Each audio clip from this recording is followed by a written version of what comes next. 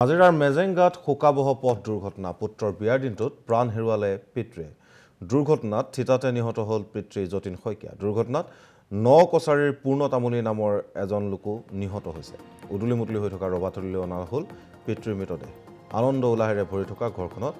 কান্দোনৰ ৰোল দেখিবলৈ পোৱা গ'ল পুত্ৰৰ বিয়ালৈ অহা লোকক পিতৃয়ে থবলৈ গৈছিল গড়গাঁৱলৈ ঘৰলৈ উভতি অহাৰ পথত দুৰ্ঘটনাত পতিত হয় যতীন শইকীয়া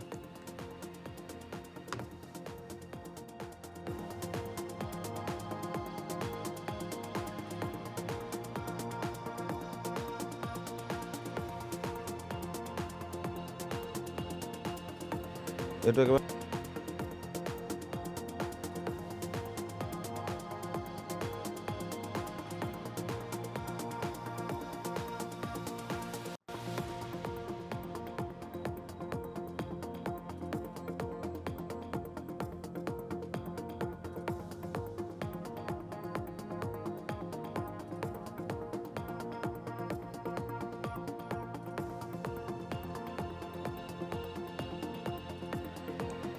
আৰু নাজিৰাত এটা শোকাবহ ঘটনা সংঘটিত হৈছে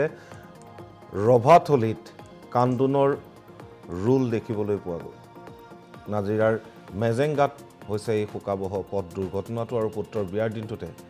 প্ৰাণ হেৰুৱালে পিতৃয়ে দুৰ্ঘটনাত থিতাতে নিহত হ'ল পিতৃ যতীন শইকীয়া দুৰ্ঘটনাত নকছাৰীৰ পূৰ্ণতামুলী নামৰ এজন লোকো নিহত হোৱা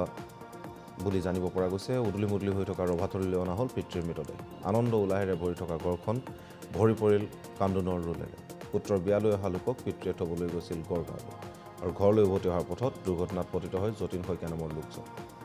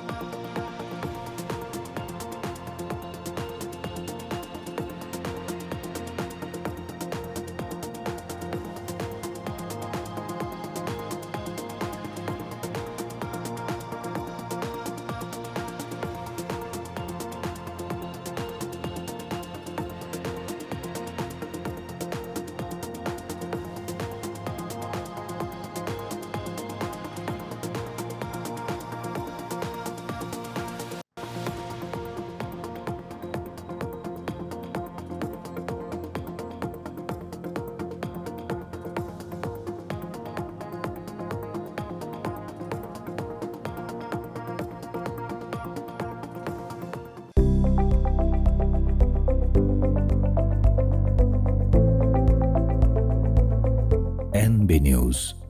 সহজ সৰল ভাষাত নৱভাৰতৰ কথা।